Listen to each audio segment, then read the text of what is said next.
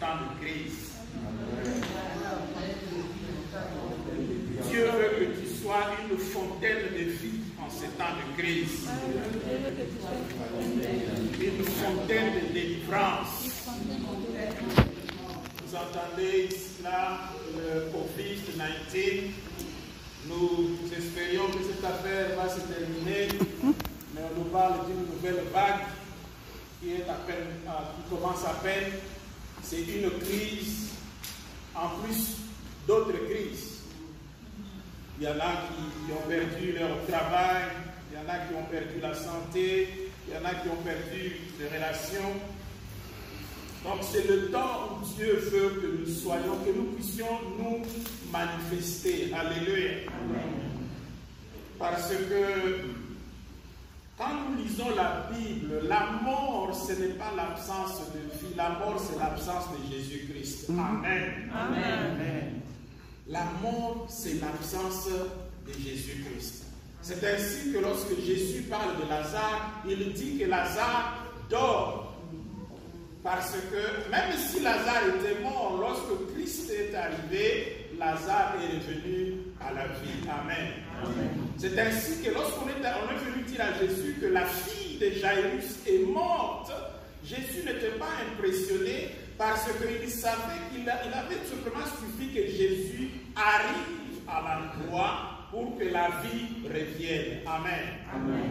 De même, lorsque le cortège de la mort de Naïm, la femme, la veuve qui allait enterrer son enfant au cimetière, lorsqu'ils se sont rencontrés avec Jésus-Christ, la Bible dit que Jésus-Christ a tout simplement posé la main sur le cercueil et l'enfant est revenu à la vie. Amen. Amen. Donc maintenant, toi, tu as Jésus-Christ en toi. Amen. Alléluia. Amen. Vous vous rappelez de Pierre et Jean lorsqu'ils sont allés dans ce temple, ces paralytiques qui demandaient de l'argent, ils disent que l'or et l'argent, nous n'en avons pas. Mais au nom de Jésus-Christ, lève-toi et marche. Alléluia. Et Jésus-Christ est en toi. Donc pendant ces temps de crise, nous voulons voir la manifestation de Jésus-Christ qui est en toi. Pendant ce temps de crise, c'est ainsi que Dieu veut que tu sois une fontaine de vie. Une fontaine de vie. Alléluia. Amen. Lorsque nous lisons dans le livre de Matthieu, chapitre 8, versets 22 à 26, nous connaissons l'histoire. La Bible dit, il monta dans la barque et ses disciples les suivirent. Et voici, il s'éleva sur la mer une si grande tempête que la barque était couverte par les flots. Et lui, il dormait. Il dormait. Parce que Jésus-Christ n'avait pas à s'inquiéter de quoi que ce soit, parce qu'il était Dieu. Alléluia. Parce que la nature tout entière, la création tout entière obéit à Dieu. Amen. Alléluia. Donc il n'y avait aucun problème pour que lui soit préoccupé. Peut-être que cela est vrai pour toi et moi. Nous n'avons pas à nous préoccuper. Le pasteur vient de dire qu'il nous a promis qu'il va se manifester comme le héros qui sauve. Alléluia. Donc toi et moi, nous pouvons dormir tranquillement. Mais nous ne sommes pas seuls dans cette barque. Alléluia. Dans cette barque, il y en a qui malheureusement n'ont pas Jésus-Christ. Qui sont dans ta maison, dans ta famille, dans ton quartier, dans ton lieu de travail. Et ceux-là ont la réaction comme les disciples. Ici le verset 25 dit, les disciples s'étant approchés le réveillèrent et dirent, Seigneur, sauve, nous périssons. Alléluia. Il y en a autour de nous qui sont en train de crier, qui sont en train de mourir. Il y en a qui sont en train de crier, qui sont en train de disparaître à cause de toute cette crise qui arrive. Et la Bible dit au verset 26, il leur dit, pourquoi avez-vous peur, gens de peu de foi? Alors il s'éleva, menaça le vent et la mer, et il y eut un grand calme. Alléluia. Bien-aimés, il y a des frères et des sœurs, des amis, des membres des familles qui ont besoin qu'un calme revienne dans leur vie. Alléluia. Jésus-Christ est au ciel, mais toi et moi, nous sommes ici. Et nous disons que nous sommes l'ambassadeur de Jésus-Christ. Donc nous devons donc avoir cette attitude de nous réveiller pour menacer la tempête qui s'élève dans les vies des gens qui sont autour de nous. Alléluia. Amen. Parce que nous sommes appelés à être une source de vie pour plusieurs. Lorsque nous lisons dans le livre de Jean, chapitre 7, versets 37 à 39, la Bible dit, c'est le Seigneur lui-même qui parle, le dernier jour, le jour de la fête, Jésus se tenant debout s'écria, si quelqu'un a soif, qu'il vienne à moi et qu'il le boive. Celui qui croit en moi, de fleuves d'eau vive couleront de son sein, comme dit l'Écriture. Le Seigneur dit, si nous croyons en lui, il y a deux fleuves. C'est en français, c'est au pluriel. Des fleuves d'eau vive. L'eau vive, ce n'est pas comme l'eau de la régie des eaux. Alléluia. Ici, c'est vraiment l'eau qui donne la vie. Alléluia. Donc, il y a des fleuves qui couleront de ceux qui auront cru en Jésus-Christ. Et je suis convaincu que chacun de nous ici a cru en Jésus-Christ. Donc, ça veut dire que nous sommes qualifiés pour que des fleuves d'eau vive sortent de nous. Alléluia. Et la particularité d'un fleuve, c'est qu'il a une source et il a une embouchure. Alléluia. Et entre la source et l'embouchure, il y a toutes sortes de vies. Il y a des plantes, il y a des poissons, il y a des animaux, ainsi de suite. Si tu dis qu'il y a un fleuve qui sort de toi et que tu ne communiques pas la vie, il y a un problème. Alléluia. Il y a un problème. Et au chapitre 3 de Jean, verset 34, la Bible dit, plutôt dans la suite, il dit, verset 39 plutôt, il dit cela de l'Esprit que devaient recevoir ceux qui croiraient en lui, car l'Esprit n'était pas encore, parce que Jésus n'avait pas encore été glorifié. Donc l'eau de vie dont on parle, la fontaine dont on parle, c'est l'Esprit de Dieu en nous. Alléluia. Et dans Jean 3, 34, la Bible dit, en effet, c'est lui que Dieu a envoyé, dit les paroles de Dieu, parce que Dieu lui donne l'Esprit sans mesure. Je ne sais pas si tu as entendu. Amen. La Bible dit, celui que Dieu a envoyé dit les paroles de Dieu. Pourquoi? Parce que Dieu lui donne l'Esprit sans mesure. Parce qu'il y a cette fontaine de vie en toi. Lorsque tu proclames quelque chose, tu proclames ça de la part de Dieu. Donc ça veut dire que là où il y a la mort, tu peux proclamer la vie. Là où il y a la stérilité, tu peux proclamer la fécondité. Là où il y a l'échec, tu peux proclamer la réussite. Là où il y a la tempête, tu peux menacer pour que le calme revienne. Alléluia. Amen. Mais il y a seulement un problème. Cela n'est possible que lorsque nous allons dans la profondeur dans les affaires de Dieu. Alléluia. Il faut que nous allons dans la profondeur dans les choses spirituelles pour que nous soyons en mesure de répandre la vie là où il y a la mort. Alléluia.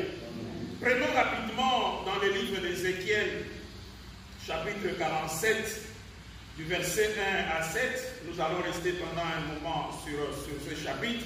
Ézéchiel 47, 1 à 7, la Bible dit: Il me ramena vers la porte de la maison, et voici de l'eau sortait sous le seuil de la maison à l'orient, car la face de la maison était à l'orient. L'eau descendait sur le côté droit de la maison au midi de l'autel. Il me conduisit par le chemin de la porte septentrionale, et il me dit de faire le tour par dehors jusqu'à l'extérieur de la porte orientale. Et voici, l'eau coulait du côté droit. Lorsque l'homme s'avança vers l'orient, il avait dans la main un cordeau, et il mesura 1000 coudées. Il me fit traverser l'eau, et j'avais l'eau jusqu'aux chevilles. Alléluia. Certains d'entre nous, notre vie spirituelle est encore au niveau de cheville.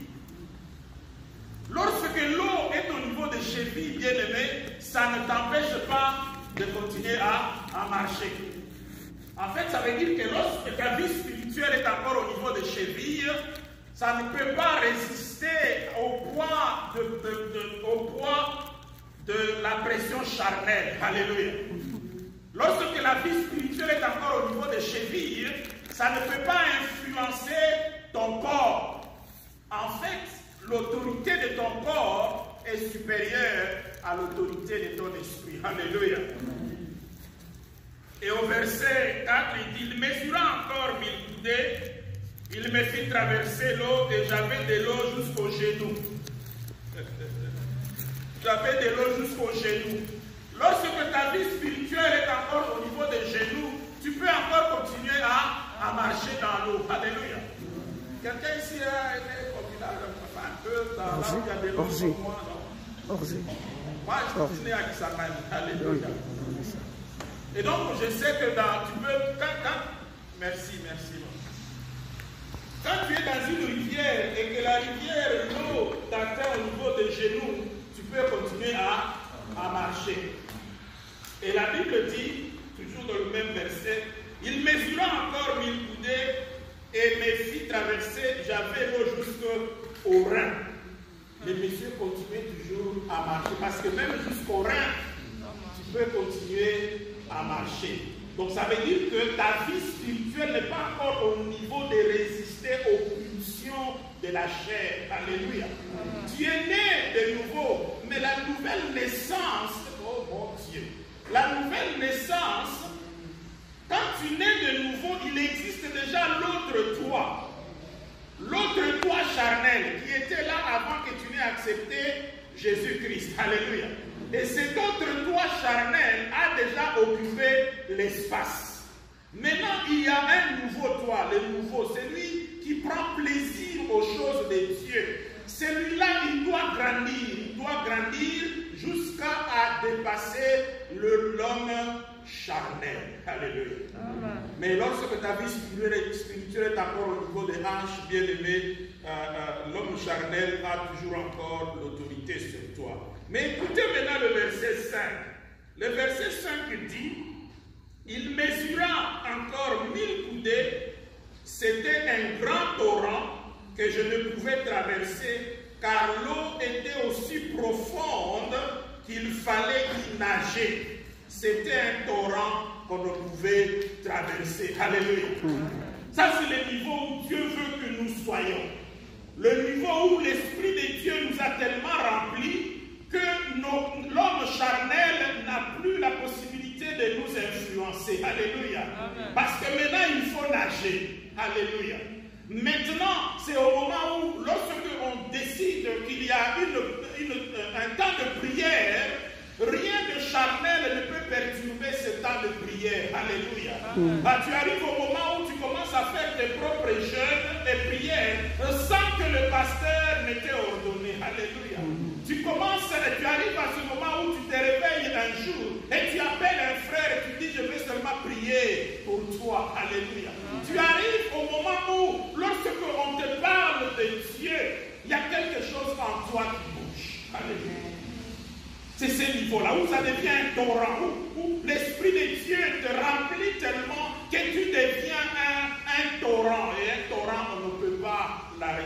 Alléluia. Amen. Bien-aimés, c'est dans la profondeur que le torrent sanctifie et donne la vie. Et dans le même texte d'Ézéchiel qu'on a lu, au verset 6 et 8, la Bible dit, il me dit, as-tu vu, fils de l'homme? Il me ramena au bord du torrent. Quand il m'eut ramené, voici, il y avait sur le bord du torrent beaucoup d'arbres de chaque côté. Et au verset 8, il me dit, cette eau coulera vers le district oriental, descendra dans la plaine, il entrera dans la mer. Lorsqu'elle sera jetée dans la mer, les eaux de la mer deviendront saines. Alléluia. Dieu veut que nous puissions arriver à un niveau où, partout où nous allons, s'il y a quelque chose qui n'est pas sain, ça devient saint. Alléluia. Partout où nous allons, s'il y a quelque chose qui n'est pas sanctifié, ça devient sanctifié. Partout où nous allons, lorsqu'il y a la mort, on peut transformer cela en la vie. Alléluia.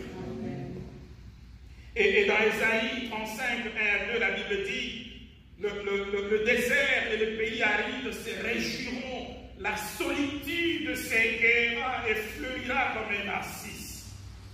Elle se couvrira de fleurs et tressaillera de joie. Avec chant d'allégresse et cri de triomphe, la gloire du Liban lui sera donnée. La magnificence du Carmel et des Sarons. Ils verront la gloire de l'Éternel, la magnificence de notre Dieu. Alléluia. Nous devons arriver au moment où lorsque nous arrivons à un endroit, la gloire de Dieu se manifeste. Ou lorsque nous arrivons à un endroit où quelqu'un est malade, la personne sent déjà la vie rentrer en elle. Et lorsque nous prions pour un problème, nous voyons les résultats. Pourquoi? Parce qu'il y a un torrent, une fontaine de vie qui coule de nous. Alléluia. Bien-aimés, c'est dans la profondeur que le torrent qui est en nous multiplie et donne la vie.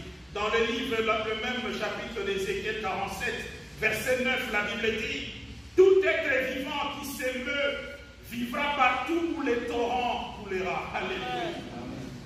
Tout être vivant qui s'émeut vivra partout où le torrent coulera. Et il y aura une grande quantité de poissons. Car là où cette eau arrivera, les eaux deviendront saines et tout vivra partout où parviendra le torrent. Alléluia. Amen. Toi, tu dois devenir ce torrent-là dans ce temps de crise. Tu dois devenir ce torrent qui donne de l'espoir, qui donne de l'espérance. Ce torrent, lorsqu'il arrive, il arrive quelque part, il nous donne la joie, il remplit de paix. Alléluia. Bien-aimés, nous ne devons pas nous plaindre comme tout le monde se plaint, parce que nous avons Dieu avec nous. Mais nous ne devons pas simplement nous satisfaire de nous-mêmes. Nous devons être à mesure de communiquer cette vie à ceux qui sont autour de nous. Alléluia. C'est dans la profondeur que le torrent qui est en nous nourrira de multitudes. Ézéchiel 47, le même chapitre, verset 10, la Bible dit, de pêcheurs se tiendront sur le bord, depuis En-Gedi jusqu'à En-Eglaim. On étendra les filets, il y aura de poissons de diverses espèces, comme les poissons de la grande mer. Ils seront très nombreux. Alléluia. Amen. Ça c'est bon parce que moi j'aime les poissons. Alléluia. C'est dans la profondeur que le torrent qui est en nous ne permettra pas de sécheresse. Non, non, non, non, non. Il n'y aura pas de sécheresse là où toi tu pars. Bien-aimé, lorsque vous lisez, c'est dans Acte 27, Paul était en route pour Rome. Et au milieu de la route, il y a des tempêtes qui se sont levées. Et Paul dit, ceux qui sont avec moi ne mourront pas. Alléluia. Amen. Vous vous rendez compte? Paul dit que ceux qui sont avec lui ne mourront pas. Il est temps que toi et moi nous puissions nous lever pour dire que ceux qui sont avec nous ne mourront pas. Amen. Que s'il y a une tempête qui va se lever, qu'elle souffle ailleurs, mais que ceux qui sont sous ma responsabilité ne mourront pas. Pourquoi? Parce qu'en moi court le torrent d'eau vivre. Alléluia. Dans le même Ézéchiel 47, le verset 12, la Bible dit, sur le torrent, sur le bord de chaque côté, croîtront toutes sortes d'arbres fruitiers. Leur feuillage ne fleurira point, et leurs fruits n'auront point de fin. Ils mûriront tous les mois, parce que les eaux sortiront du sanctuaire. Amen. Leurs fruits serviront de nourriture, et leurs feuilles de remède. Alléluia. Amen. Donc en toi, il y a une sémence, non simplement pour nous nourrir, mais une sémence pour guérir. Alléluia. Dans la vision d'Ézéchiel, l'eau sort du sanctuaire, l'eau sort du temple de Dieu. Mais qu'est-ce que la Bible dit? La Bible dit que toi et moi, nous sommes le temple de l'Éternel. Alléluia. Donc cette vision s'applique également à nous. Parce que l'eau dont on parle, c'est l'Esprit de Dieu qui est en toi. Parce que la même mission que le Seigneur a eue sur la terre, c'est la même mission que toi et moi nous avons. Et dans Luc 4, versets 18 à 19, la Bible dit, l'Esprit du Seigneur, c'est le Seigneur lui-même qui parle, l'Esprit du Seigneur est sur moi, parce qu'il m'a oint pour annoncer une bonne nouvelle aux pauvres. Il m'a envoyé pour guérir ceux qui ont les cœurs brisés. Alléluia. Pour proclamer aux captifs la délivrance, aux aveugles le recouvrement de la vue, pour renvoyer libres les opprimés et pour publier une année de grâce du Seigneur. La mission du Seigneur, c'est la même mission que pour toi et moi. Parce que dans Jean 20, 21 à 23, la Bible dit, Jésus leur dit de nouveau, la paix soit avec vous. Comme le Père m'a envoyé, moi aussi je vous envoie.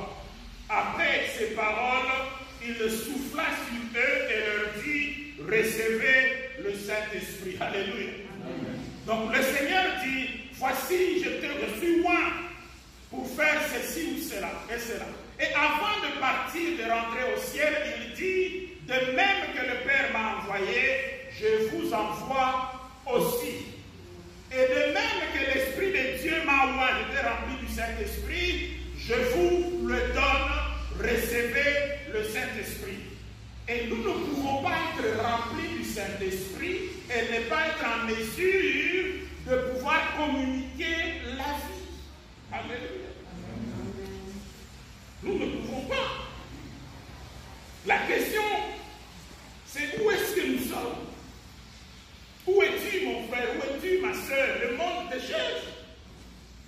Parce que la Bible dit dans Romains 8, 19 à 22, aussi la création attend-elle avec un ardent désir la révélation du Fils de Dieu. Le coronavirus est en train de faire des ravages. La création dit, où sont les fils de Dieu? Où sont les enfants de Dieu?